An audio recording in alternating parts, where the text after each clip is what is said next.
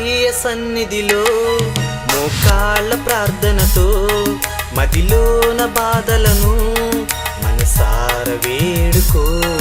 యేసయ్య సన్నిధిలో మోకాళ్ళ ప్రార్థనతో మదిలోన బాధలను మనసార వేడుకో. నీ అండగా ఉంటాడు, నీ కొండగా ఉన్నాడు, నీ తోడుగా ఉంటాడు, నీ నీడలా వస్తాడు. నీకింక ఇలలోన దిగులుండదు, నీకింక ఇలలోన దిగులుండదు. యేసయ్య సన్నిధిలో మోకాళ్ళ ప్రార్థనతో మదిలోన బాధలను మనసార వేడుకో.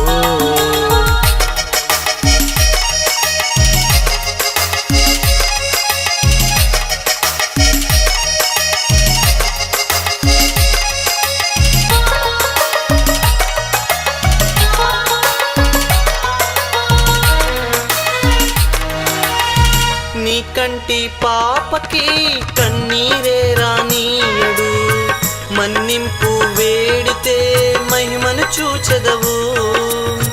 నీ కంటి పాపకి కన్నీరే రానీయడు, మన్నింపు వేడితే మహిమను చూచెదవు. ఇహలోక ఆశలన్నీ నువ్వు వీడితే పరలోక రాజ్యం నీ సొంతము. ఇహలోక ఆశలన్నీ నువ్వు వీడితే పరలోక రాజ్యం నీ సొంతము. నీ అండగా ఉంటాడు, నీ కొండగా ఉన్నాడు, నీ తోడుగా ఉంటాడు, నీ నీడలా వస్తాడు. నీకింక ఇలలోన దిగులుండదు, నీకింక ఇలలోన దిగులుండదు. యేసయ్య సన్నిధిలో మోకాళ్ళ ప్రార్థనతో మదిలోన బాధలను మనసార వేడుకో.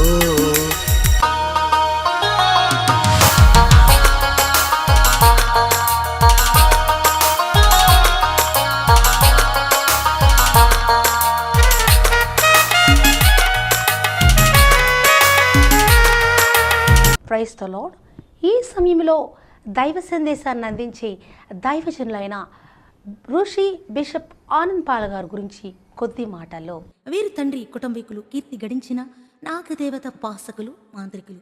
తల్లి కుటుంబీకులు కరుడుగట్టిన కమ్యూనిస్టు చరిత్ర కలిగిన కుటుంబంలో జన్మించిన వీరు యవన వయసులో హేతువాదిగా ఉండి దేవుని పేరున జరిగేదంతా మోసమని భావించి దేవుడు లేడనే వాదాన్ని ప్రచారం చేసేవారు. వృత్తిరీత్యా చివరిగా పబ్లిషింగ్ రంగంలో ఎడిటర్గా పనిచేస్తున్న సమయంలో దేవుడిచ్చిన సేవా పిలుపును తిరస్కరించినందున భారత పార్లమెంటు చేసిన సంస్కరణల నేపథ్యంలో పబ్లిషింగ్ రంగంలో తలెత్తిన ఒడిదుడుకుల్లో అప్పుల పాలై తీవ్ర ఇబ్బందుల్లో అర్ధరాత్రి 2 గంటల సమయంలో భద్రాచలం రామాలయానికి ఎదురుగా ఉన్న గోదావరి నదిలో దూకి ఆత్మహత్య చేసుకొనుచుండగా దేవుడు తన మహిమ ప్రత్యక్షతనిచ్చి రక్షించగా దేవుని అంగీకరించి ఆ దేవుణ్ణి తెలుసుకునే ప్రయత్నంలో కన్యాకుమారి నుండి కాశ్మీర్ వరకు తిరిగి హిమాలయాల్లో 2.5 నెలలు సాధువులతో యోగులతో గడిపి చివరకు దండకారణ్యంలో మానవ సంచారం లేని క్రూర మృగాలు సంచరించే కీకారణ్యంలో 18 నెలల పైగా నిద్రాహారాలు మానివేసి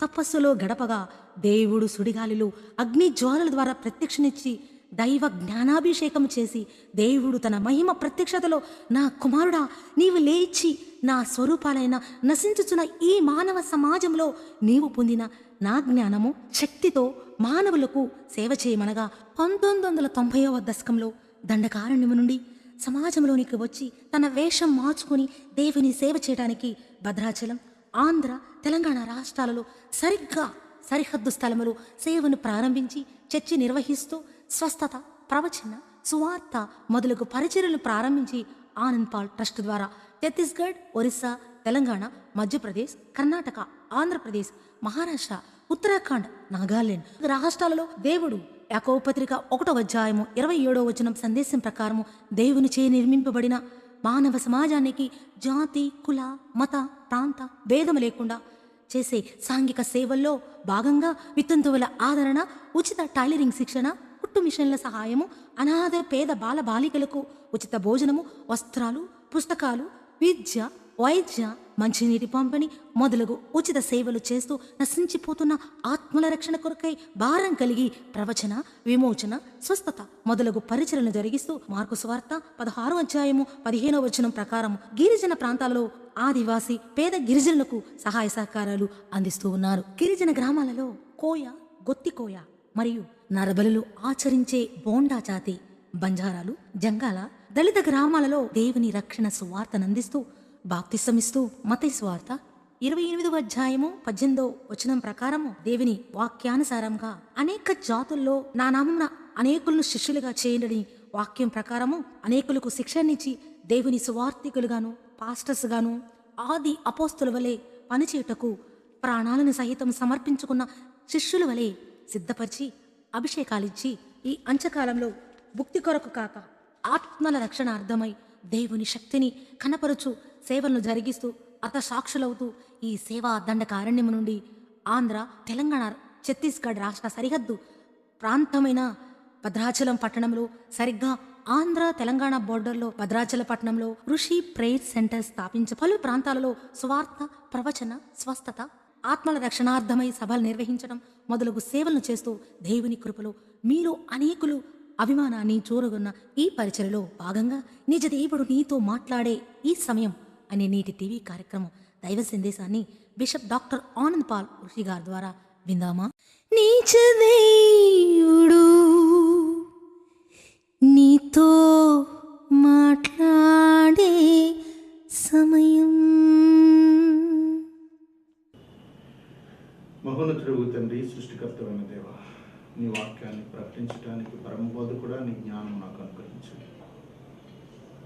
నీ పిల్లలతో మీరు మాట్లాడి నీ కృప చూపమని, ప్రతి వారిలో ఉన్న బంధకాలు తెంచివేయమని, ఈ సభకు ఇచ్చేసిన ఈ వేలాది మంది ప్రజలు స్వస్థపరచబడినట్లుగా అపవాది బంధకములు తెంచివేయబడి స్వతంత్రులై ఆనందంతో, సంతోషంతో ఈ సభల నుండి తిరిగి వెళ్ళినట్లుగా సహాయం చేయమని, నీ పరిశుద్ధాత్మ అభిషేకమును, నీ ఆత్మ శక్తిని నాకు దయచేయమని నీ కృపలో స్థిరపరచమని యెషువా మెస్సియా నామములో ప్రార్థిస్తున్నాను నా పరమ తండ్రి. ఆమేన్. ప్రియమైన దేవుని బిడ్డలారా, మనం గత 2-3 దినాలుగా ధ్యానం చేస్తున్నటువంటి దయ్యం పట్టిన వాడి గురించి చివరిగా కొన్ని మాటలు మనం ధ్యానం చేసుకోవాల్సిన అవసరం ఉంది. లూకా సువార్త 8వ అధ్యాయంలో 28వ వచనంలో ఆ దయ్యం పట్టిన వాడు ఏమంటున్నాడో రాయబడింది. వాడు యేసును చూచి కేకలు వేసి ఆయన ఎదుట సాగిలపడి, యేసు, సర్వోన్నతమైన దేవుని కుమారుడా, నాతో నీకేమి అని అడిగినట్టుగా మనం చూస్తున్నాం. ఇక్కడ గమనించి చూసినట్టయితే దయ్యం పట్టినటువంటి మనిషి, సమాధుల్లో ఉన్న మనిషి, సమాజం ఎవరు పట్టించుకోకపోయినా, అతని జీవితం గురించి ఆలోచించే పరిస్థితి సమాజానికి లేకపోయినా, తన కుటుంబీకులు, తన భార్య, తన పిల్లలు, తన స్నేహితులు ఆ వ్యక్తిని ఏమాత్రం కూడా పట్టించుకోకుండా విడిచిపెట్టిన ఆ దేవదేవుడు తన కుమారుడైన మెస్సియాను ఈ లోకానికి పంపి, లూకా సువార్త 1వ అధ్యాయం 79వ వచనంలో ఉన్నటువంటి మాట ప్రకారం చీకటిలోనూ మరణ ఛాయలోనూ ఉన్నటువంటి వారికి అరుణోదయ దర్శనమును అనుగ్రహించడానికి ఆయన ప్రత్యక్షపరచబడినట్టుగా మనం చూస్తున్నాం. ఈ వ్యాధిగ్రస్తుడు, ఈ దురాత్మల చేత పట్టబడినటువంటి ఆత్మ సంబంధమైన వ్యాధి కలిగిన వాడు, దయ్యముల చేత పట్టబడినటువంటి ఈ వ్యక్తి సమాజంలో నుంచి త్రోసివేయబడ్డాడు. నా ప్రియ సహోదరి సహోదరుడా, సమాజంలో ఉన్నటువంటి మనుషులు ఏ సందర్భంలో చూసినా కూడా ఎదట మనుషులలో మంచి ఉంటేనే ఆ మంచిని కోరుకుంటారు తప్ప, ఎదట మనిషిలో చెడు ఉంటే ఆ చెడును కోరుకోరు. ఈ యవనస్తుడు దయ్యము పట్టిన వాడై ఉన్నాడు. దయ్యం ఏమాత్రం మంచి చేయదని అందరికీ తెలుసు. కనుక ఎవరు కూడా ఆ యవనస్తుని దగ్గర చేర్చుకోవటానికి ఇష్టపడలేదు. కానీ ప్రభువారు అక్కడికి వెళ్ళి అతనిలో ఉన్న దయ్యమును వెళ్ళగొట్టే ఉద్దేశంతో ఆ మార్గమున వెళుతున్నప్పుడు ప్రభువారిని చూచి లోపల ఉన్న దయ్యం అంటుంది, నాతో నీకేమి? నీవు పరిశుద్ధుడవు, నీవు సర్వోన్నతమైన దేవుని కుమారుడు, నేను లూసిఫర్ అపవాది యొక్క సైన్యాన్ని. ఈ యవనస్తుల్లో మాకు చోటు దొరికింది అన్నట్లు. చోటు ఎందుకు దొరుకుతుంది యవనస్తుల్లో? మనిషిని దేవుడు తన ఆలయంగా మలుచుకున్నాడు కదా. మనిషి హృదయాన్ని తన ఆలయంగా మలుచుకుని మనిషికి తన స్వరూపం ఇచ్చాడు కదా. మరి యవనస్తుల్లో ఎందుకు చోటు దొరికింది? దేవునికి ఇష్టం లేని, మనుషులకు మేలు చేయనటువంటి, మనుషులకు శత్రువు అయినటువంటి అపవాది ఆ మనిషిలోకి ఎందుకు ప్రవేశించాడు? ఆశ్చర్యమైన విషయం ఏమంటే, అతడు గెరాసేనీయుల దేశములకు చెందినవాడు. గెరాసేనీయుల దేశంలో సేన అనబడిన దయ్యం ఇతన్ని బంధించింది. ఒక్కటి కాదు, సేన, సమూహంలో యోధులైనటువంటి, సుశిక్షితమైనటువంటి సైనికులు కలిగినటువంటి సమూహం. ఈ యవనస్తుల్లో దురాత్మల సమూహము నింపబడింది. ఆ నింపబడినటువంటి ఆ దురాత్మలు, ఒక దురాత్మ అయితేనే మనం ఎంతో కలవరపడతాం, కానీ సేన అనబడినటువంటి మహాసమూహం ఆ యవనస్తుల్లో ప్రవేశించింది. సమూహమైన దెయ్యాలు అతనిలోకి వచ్చాయి. ప్రియదేవుని బిడ్డలారా, ఇతను దేవుని రాజ్యానికి చెందినవాడు కాదు, కానీ దేవుని స్వరూపముగా భూమి మీద పుట్టినవాడు. ఇతని దేశం వేరు, ఇతని యొక్క జెనెటిక్గా ఆరిజిన్ వేరు. He did not receive God's spirit and word of God spoken by Lord Messiah. ఆ కాలంలో ప్రభువారు దేవుని వాక్కు ప్రకటిస్తుంటే, దేవుని రాజ్య సువార్త ప్రకటిస్తూ ఉంటే ఇతను ఆ మాటలు విన్నవాడు కాదు. దేవుని వాక్యాన్ని ప్రకటిస్తూ ఉండగా విననటువంటి వారి జీవితాలలో దయ్యము ప్రవేశిస్తుంది. దేవుని వాక్యము వినకుండా ఉన్న ప్రతి వారి జీవితాల్లో దేవుని కృప తొలగిపోతుంది. దేవుని కృప తొలగిపోయినప్పుడు దయ్యము ఆవహిస్తుంది. దేవుని కృప కొరకు ప్రాకులాడాల్సిన ప్రతి మానవుడు దేవుని వాక్యాన్ని ధ్యానం చేసే దానిలోను, దేవుని వాక్యాన్ని వినే దానిలోను, దేవుని సువార్త సభలకు వచ్చే వాటిలోను మనసు నుంచక వ్యర్థమైన వాటిలో మనసు నుంచుతున్నందు చేత దయ్యములు ఆ మనిషి జీవితంలోకి ప్రవేశిస్తున్నాయి. వాస్తవానికి మనిషి అన్నవాడు మహోన్నతమైన జన్మం. ప్రపంచంలో ఏ జీవరాశి కూడా పొందనటువంటి అద్భుతమైన జీవితం, జననం, అధికారం మానవ జాతికి ఉంది. దేవుడిచ్చాడు. అలాంటి అధికారం ఇచ్చిన దేవుడు ఆయన మాటలు మాట్లాడుతుంటే వినలేక ఇదేదో దుర్మార్గమైనది అన్నట్లుగా యవనస్తుడు ఉన్నాడేమో, యవనస్తుడు ఉండుంటాడు. మీరు కూడా ఆలోచించండి.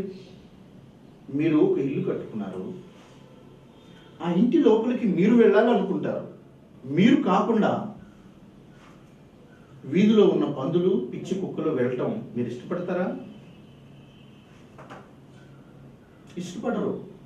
ఆ ఇల్లంతా కట్టి ఆ ఇంటికి తాళం వేసి మీ చిన్న కుర్రవాడికి ఇచ్చారు. వాడు వెళ్ళి తలుపు తీశాడు. ఆ తలుపు తీసిన తర్వాత వాడు తలుపు వేయకుండానే మరలా బయటకు వచ్చాడు. ఆ దారిపోయేటువంటి కుక్కలు, పందులు, పశువులు ఆ ఇంట్లోకి వెళ్ళిపోతాయి, నివసిస్తాయి. అది గ్రహించి కుర్రవాడు తోలివేయకపోతే అవి అక్కడే నివసించి అన్ని రకాల అసిద్ధమైనటువంటివి, అపరిశుభ్రమైనవి అక్కడ విడిచిపెట్టడం చేత తర్వాత గబ్బిలాలు కూడా చేరి ఆ ఇల్లు చీకటి నిలయంగా మార్చబడుతుంది, గబ్బిలాల కొంపగా మార్చబడుతుంది. నేటి కాలంలో చాలామంది యవనస్తులు దేవుని వాక్యానికి ప్రాధాన్యత ఇవ్వనందువలన ఈ గబ్బిలాల ఇంట్లోకి వచ్చినట్టే దురాత్మల సమూహం ఈ యవనస్తుల్లోకి వచ్చేసింది.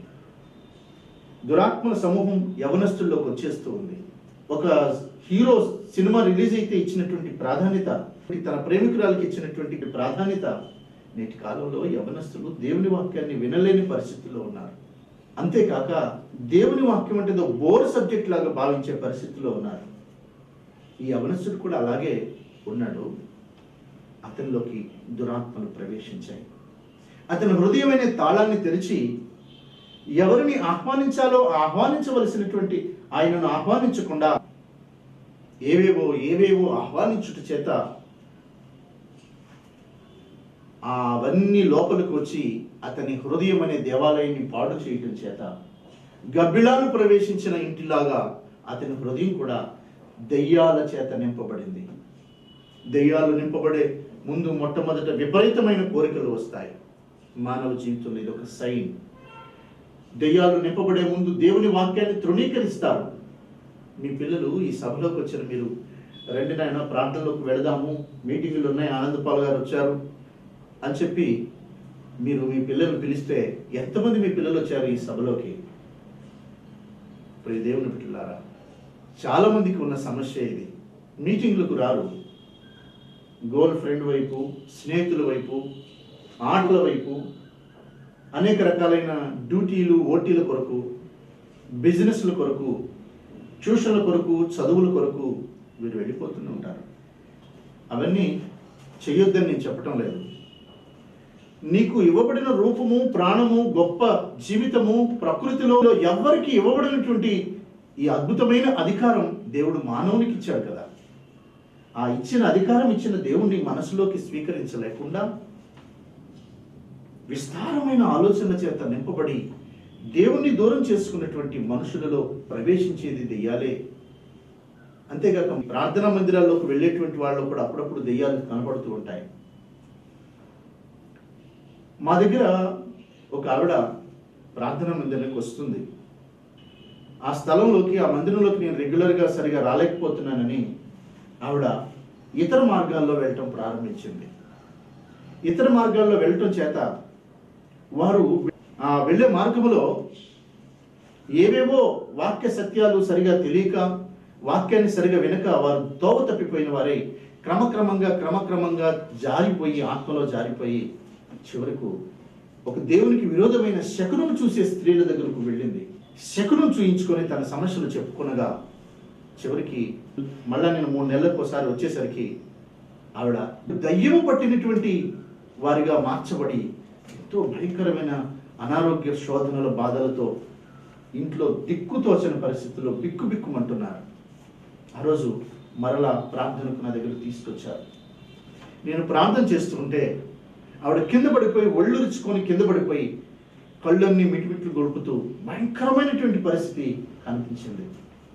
మరి దేవుని బిడ్డలారా, ఆవిడ జీవము కలిగిన దేవుని సన్నిధిలో నుండి తొలగిపోయి దేవునికి ఆయాసకరంగా జీవిస్తున్న వారి సహవాసంలో చేరి దేవునికి విరోధమైనటువంటి ఆత్మల చేత నింపబడింది. వారింట్లో ఒక్కరికి శాంతి లేని పరిస్థితి. ఎంత సంపాదించినా ఆ సంపాదన వారికి నిలవలేని పరిస్థితి. ఆ రోజు మరలా నా దగ్గరికి తీసుకొస్తే నేను ప్రభు వాక్యాన్ని బోధించి వారికి ప్రార్థన చేశాను. ఇక్కడ గుర్తుపెట్టుకోవాలి, వాక్యము చెప్పకుండా చేసే ప్రార్థనల్లో ఫలం లేదు. మనుషులకు స్వస్థతలు అద్భుతాల కంటే కూడా దేవుని వాక్యమే చాలా ప్రాముఖ్యం. దేవుని వాక్యం విన్నవారు వారి కొరకు చేసే ప్రార్థన, స్వస్థపరచబడే ప్రార్థన ఫలించి నిలిచి ఉంటుంది వారి జీవితంలో. దేవుని వాక్యం వినకుండా వారి జీవితాలు ఎప్పుడూ ఫలించలేవు. అయితే వారికి దేవుని వాక్యం చెప్పి తర్వాత ప్రార్థన చేయగా ఆ దురాత్మ కింద పడి కొట్టుకొని మందిరం నుంచి ఆవిడని బయటకు తీసుకెళ్లి బయట కింద పడేసి ఆ దురాత్మ వెళ్ళిపోయింది. మరి దేవుని బిడ్డలారా, ఇలా ఒకటే కాదు, చాలా అద్భుతాలు జరిగాయి. ఎందుకు ఈ విధంగా దురాత్మ వస్తుంది అంటే లూకా సువార్త 11వ అధ్యాయము 24వ వచనం చాలా పర్టికులర్గా, స్పెసిఫిక్గా అపవిత్రాత్మ గురించి ప్రభువారు చెప్పారు. అపవిత్రాత్మ ఒక మనిషిని వదిలిపోయిన తర్వాత అది విశ్రాంతి వెతుకుచు నీరు లేని చోట్ల తిరుగుచుండును. వాక్యమనే నీరు లేని చోట, ఆత్మనే నీరు లేని చోట, జీవజలమనే నీరు లేని చోట అది తిరుగుచుండును. నీరంటే దేవుని యొక్క ప్రసన్నతకు గుర్తు, దేవుని యొక్క సన్నిధికి గుర్తు, దేవుని ఆత్మకు గుర్తు. ఎందుకంటే ఆయన పేరు జీవజల నది.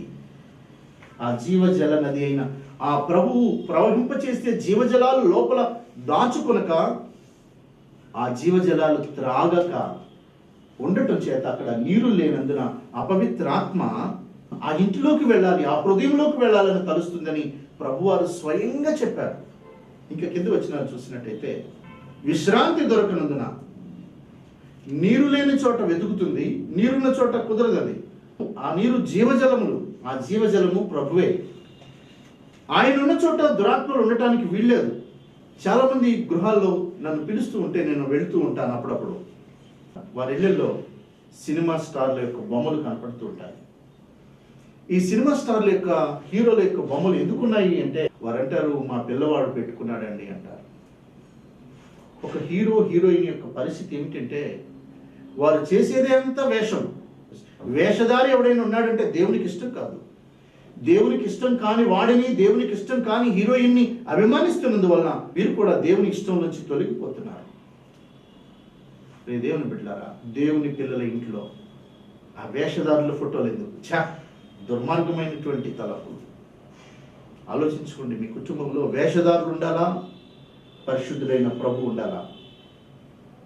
గుర్తుంచుకోవాలని మనం చేస్తున్నాను. ఇలాంటి వేషధారుల ఫోటోలు ఎక్కడైతే ఉంటాయో, ఇలాంటి దేవుని వాక్యము లేని స్థలాలు ఎక్కడైతే ఉంటాయో, వాటి దగ్గరకు అపవిత్రాత్మలు వచ్చి చేరాలని తాపత్రయపడుతూ ఉంటాయి. ప్రభువారి చెప్తున్నారు ఈ మాట. వచనాలు చూసినట్టయితే, అపవిత్రాత్మ ఒక మనిషిని వదిలిపోయిన తర్వాత అది విశ్రాంతి వెతుకుచు నీరు లేని చోట్ల తిరుగుచుండెను. విశ్రాంతి దొరకనందున నేను విడిచి వచ్చిన నా ఇంటికి తిరిగి వెళ్ళుదుననుకునేను. వచ్చి ఆ ఇల్లు ఊడ్చి అమర్చి ఉండుట చూచి వెళ్ళి తనకంటే చెడ్డమైన 7 అపవిత్ర ఆత్మలను వెంట పెట్టుకుని వచ్చును. అవి అందులో ప్రవేశించి అక్కడనే కాపురముండును. అందుచేత ఆ మనుషుడు కడపటి స్థితి మొదటి స్థితి కంటే చెడ్డదగునని ప్రభువారు స్వయముగా వారి నోట్లో నుంచి చెప్పారు. దేవుని బిడ్డలారా, సంఘాలలో ఉన్న వాళ్ళకి దయ్యాలు ఎందుకు పడతాయి అంటే, వారి హృదయంలో వాక్యం అనే నీరు లేనందున, పరిశుద్ధాత్మ అనే నీరు లేనందున వారి హృదయాలు దయ్యము చేత నింపబడటానికి ఆశపడుతూ ఉంటాయి. మీరు దేవుని వాక్యం వినటానికి వచ్చిన ఈ సభల్లో దేవుని వాక్యాన్ని మనసులో నింపుకోకపోతే దురాత్మలు మీలోకి రావాలని ప్రయత్నం చేస్తాయి. జాగ్రత్త సుమా. దురాత్మకి ఆకారం లేదు, అది ఎక్కడైనా ఉంటుంది. నువ్వు పీల్చే గాలిలో కూడా నీ ముక్కులో నుంచి లోపలికి వచ్చేస్తుంది. నువ్వు నిలబడిన చోట నేను కౌగిలించుకోగలుగుతుంది ఆ దురాత్మ. భయపడుతున్నారా? చూశారు కదా నిన్నటి దినంలో ఎన్ని దురాత్మలు మనుషుల్లోంచి బయటకు వచ్చాయో. ప్రియ దేవుని బిడ్డలారా, అయితే ఇలాంటి దయ్యము పట్టినటువంటి వాడు ఆ సమాధుల్లో ఉన్నాడు. ఇతను మంచిగా ఉన్నప్పుడు ఎవడు అతన్ని తోసివేయలేదు. కానీ దయ్యము పట్టిన తరువాత వాడు తోసివేయబడ్డాడు. ఓ ప్రియ దేవుని కుమారి కుమారు, వాడు తన శక్తినంతటినీ, మంచితనం అంతటినీ, తన విలువైన సమయాన్ని పోగొట్టుకున్న తర్వాత వాడు దయ్యములు పట్టిన తర్వాత తోసివేయబడ్డాడు. అంతకు మునుపు దేవుని వాక్యం వినకుండా తన స్నేహితుల కొరకు పరిగెట్టేవాడు. అంతకు మునుపు వారి ఇళ్లలో పెళ్లిళ్ళని, పేరెంటాలని పరిగెత్తుకుంటూ వచ్చేవాడు. దేవుని వాక్యం అంటే ఎంత సమయం పడుతుందండి? వారానికి ఒకరోజు, ఆ ఒక్క రోజులో 1 గంట, గంటన్నర. ఆ గంటన్నర కూడా లేకుండా, ఆరాధనకు వెళ్లకుండా దేవుని సన్నిధిలో ఉండే పరిస్థితిని పోగొట్టుకొని, దేవుని సన్నిధిలో ఉండేటువంటి అద్భుతమైన అవకాశాన్ని పోగొట్టుకొని స్నేహితుల వైపు, బంధువుల వైపు, అనేక రకాలైన పనుల వైపు పరిగెట్టి వెళ్ళిపోవటం చేత ఆ మనిషికి దురాత్మ ప్రవేశించే అవకాశం వచ్చింది. పనిచేసినంత కాలం స్నేహితులు బాగున్నారు, సహాయం చేసినంత కాలం స్నేహితులు బాగానే ఉన్నారు. దయ్యం పట్టేసరికి ఈ స్నేహితులు అతన్ని విడిచిపెట్టేశారు. ఎందుకంటే వాడిని మన ఇంట్లో ఉంచుకుంటే మనకు కూడా కీడు కలుగుతుంది, దయ్యం పడుతుంది అని. అంతెందుకండి, పల్లెటూరులో చూడండి, ఎవరైనా చనిపోతే ఆ చనిపోయిన వ్యక్తిని ఎక్కువసేపు ఆ ఊర్లో ఉంచకుండా తొందరగా తీసేయాలంటారు. అంతేకాదు, సిటీల్లో కూడా అపార్ట్మెంట్లో ఎవరైనా చనిపోయారనుకోండి, వెంటనే బాక్స్ పెట్టడం, తీసేసి పంపించేయటం. అక్కడ ఉంచడానికి ఇష్టపడరు. నీలో నివసిస్తున్న దేవుడిచ్చిన ప్రాణం అనేటువంటిది నీలో ఉన్నంత వరకే వారు గౌరవిస్తారు. నీకు ఇవ్వబడినటువంటి విలువైన సమయం పోయిన తర్వాత నిన్నెవరు కూడా ఈ లోకంలో గౌరవించరు.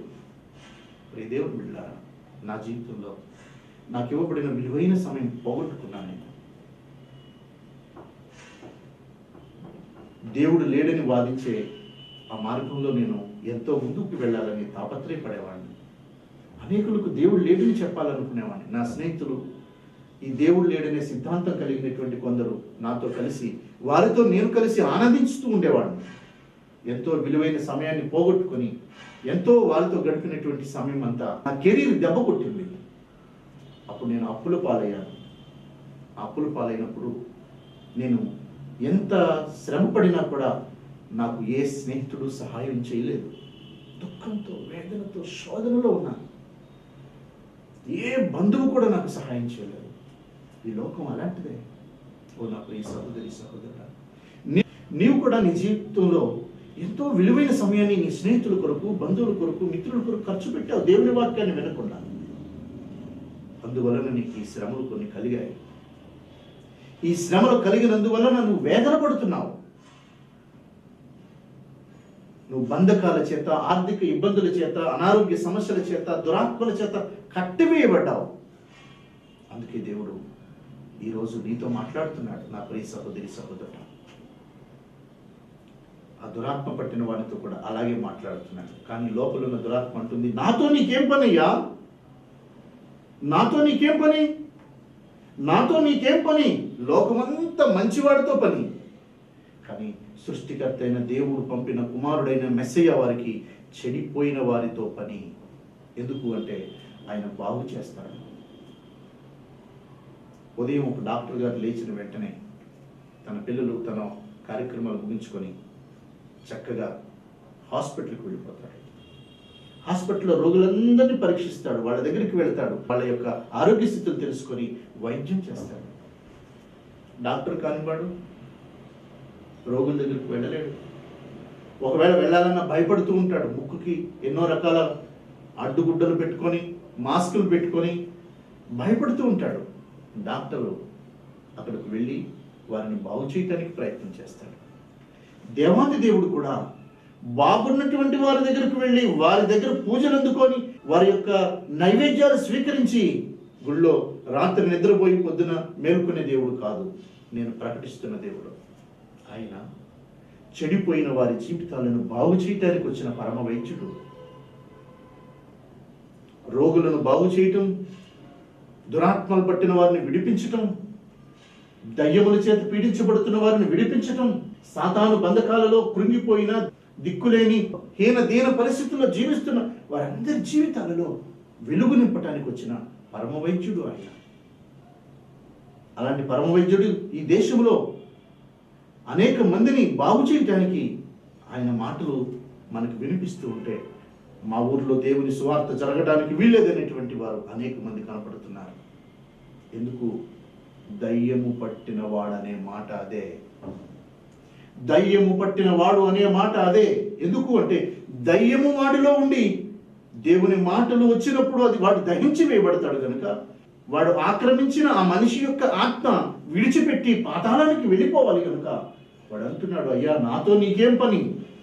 మన దేశంలో కూడా చాలా మంది ఈ దయ్యములు పట్టిన వారు అప్పుడప్పుడు కనపడుతూ ఉంటారు. మీరు మా ఊరికి రావద్దు, ఇది మా జాగీర్దారు అంటూ.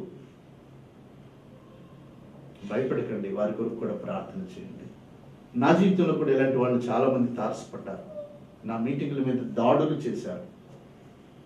కానీ తర్వాత కాలంలో వాళ్ళే మార్చబడి స్వస్థతలు పొందుకొని వాళ్ళు సంఘములో పెద్దలుగా మార్చబడ్డారు. దేవునికి స్తోత్రం.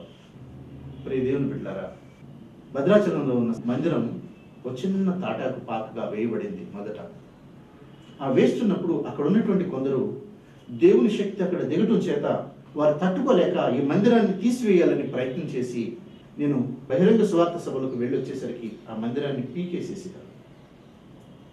కర్రలు పీకినటువంటి గోతులు కూడా పూర్తి చేసేసారు. కంటికి కనపడలేదు. రాత్రి నేను వెతుకుతున్నాను. ఎందుకంటే నేను మందిరం ప్రజల మధ్య కట్టలేదు, అడవికి దగ్గరలో కట్టా. దేవుడు నాకు ఆ స్థలాన్ని ఇచ్చాడు కనుక నేను మోకరించి ప్రార్థన చేస్తూ ఉంటే ఆ వెలుగు కలిగిన ఆ స్థలం నాకు దర్శనంలో కనిపించింది. ఆ రాత్రి సమయం ఆ స్థలాన్ని గుర్తుపట్టి నేను ప్రార్థన చేసుకుంటూ అక్కడే కూర్చున్నాను. మరి దేవుని బిడ్డలారా, అలాంటి సమయంలో దేవుడు వచ్చి మందిరాన్ని మరలా నిర్మింప చేశాడు. ఆ మందిరాన్ని పాడు చేసినటువంటి వారి బృందంలో ఒకడు, వారికి బంధువులైనటువంటి వ్యక్తి ఈరోజు మార్చబడ్డాడు. అనారోగ్యం స్వస్థపరచబడింది. అతను దేవుని కొరకు సాక్షిగా నిలబడ్డాడు. ఆయన దేవునిలో, సంఘములో పెద్దగా నియమించబడ్డాడు. మరి దేవుని పిల్లలారా, దేవుడు గొప్ప మేలు చేసే దేవుడు. ఆయనను త్రోసివేసిన వారిని కూడా ఆయన ఆకర్షించే దేవుడు. ఆయన త్రోసివేసిన వారు కూడా ఆయనకు ఆకర్షించబడతారు. ఎందుకంటే ఆయనలో అంత మాధుర్యం ఉంది, ఆయనలో అంత మమకారం ఉంది, ఆయనలో అంత ప్రేమ ఉంది.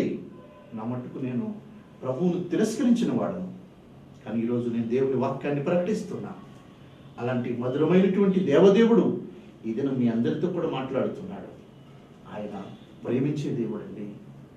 ఆయన వాక్యాన్ని ప్రకటించొద్దన్న ప్రతి వారు కూడా మార్చబడతారు. బైబిల్ గ్రంథంలో పౌలు అనబడిన వ్యక్తి మార్చబడ్డాడు. ఇదిగో మీ ముందున్న ఆనందపాలు అనబడిన నేను మార్చబడ్డాను. దేవుని కొరకు పనిచేస్తున్నాను.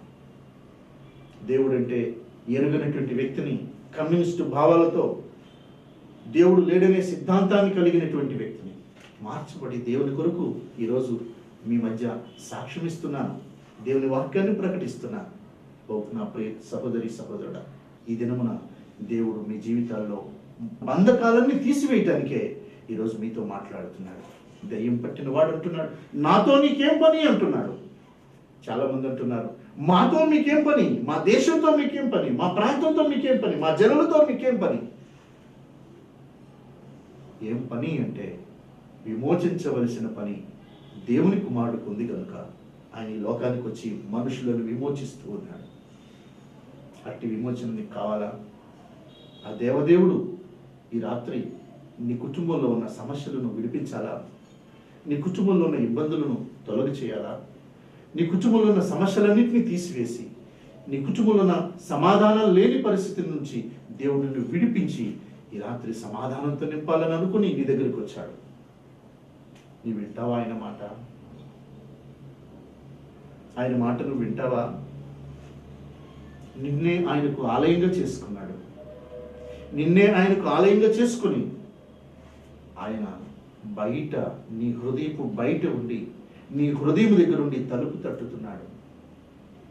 నిన్నే ఆయనకు ఆలయంగా చేసుకున్నవాడు, నీలోకి రాగలిగిన అధికారం గలవాడు, ఆయన తలుపు తడుతున్నాడు.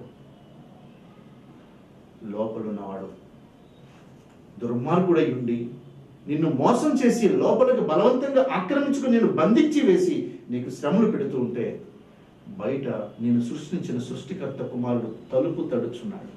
ఆయన స్వరం విని ఆయనకు తలుపు తీస్తావా?